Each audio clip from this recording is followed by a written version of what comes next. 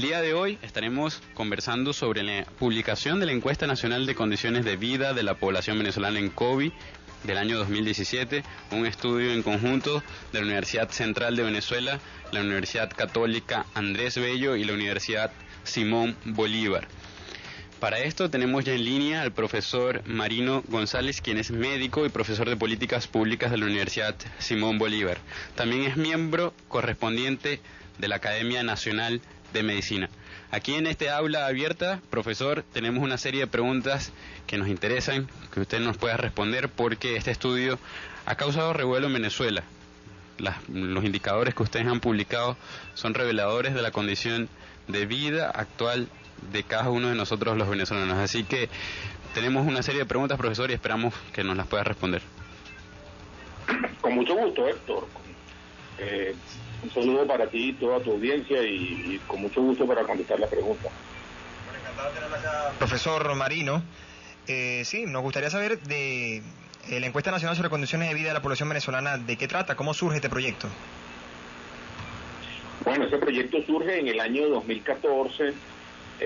Fue un acuerdo de investigadores de las tres universidades que mencionaron, movido fundamentalmente por dos razones.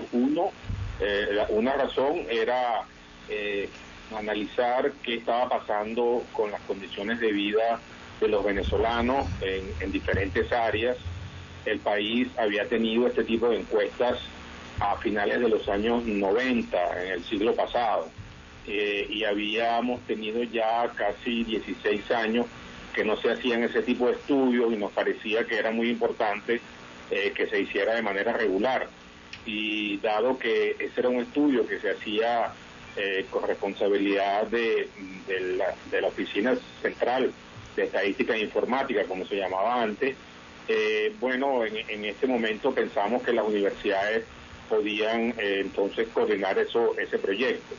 Y así lo hicimos. Y la segunda razón tenía que ver porque todos los que trabajamos en estos temas sentíamos que la información que se estaba generando no era regular, la información oficial no era regular, a veces no era completa, y por lo tanto pensamos que una forma de complementar la información que se debía obtener de las personas era con la encuesta. En la encuesta se hace en muchos países del mundo, es una forma regular, son encuestas especiales de condiciones de vida que incluyen, en el caso nuestro, incluimos áreas como el empleo, la alimentación, la salud, la educación, el trabajo, la seguridad, las pensiones, la vivienda y los servicios relacionados con la vivienda.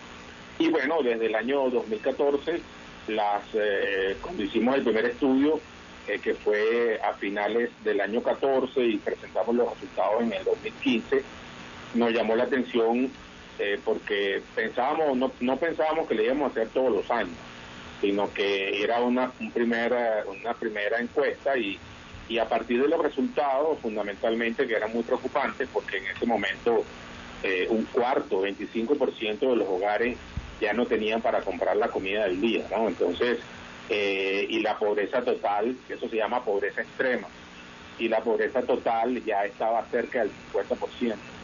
Entonces nosotros, el equipo, que somos más o menos entre 15 y 20 investigadores y profesores de las tres universidades, entonces decidimos hacer la encuesta todos los años, y los resultados de la encuesta del año pasado son los que presentamos la semana pasada.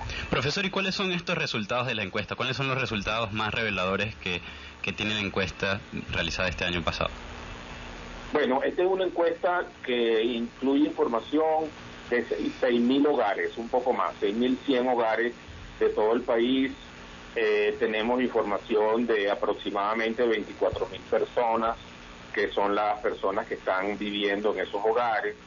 Y la distribución de la muestra es una muestra nacional que nos permite entonces concluir sobre el país, y además nos permite dar información o analizar información por la Gran Caracas, las ciudades grandes, las ciudades intermedias, e incluso por ciudades pequeñas y caserías. En líneas generales, los resultados más importantes, uno por cada área, son las siguientes, las áreas que presentamos la semana pasada. En primer lugar, en Venezuela hay una situación de deterioro muy grande del ingreso de la familia. Pasamos del 24% que mencioné antes en el año 2014 a 61% Increíble. en el año pasado. Es decir, que de cada 10 hogares venezolanos para el año pasado, porque la muestra debemos insistir, la información se tomó en los meses de julio, agosto y septiembre del año pasado, es decir, que son previos a la aparición con fuerza del deterioro inflacionario, a la aparición de la hiperinflación, que fue en noviembre del año pasado.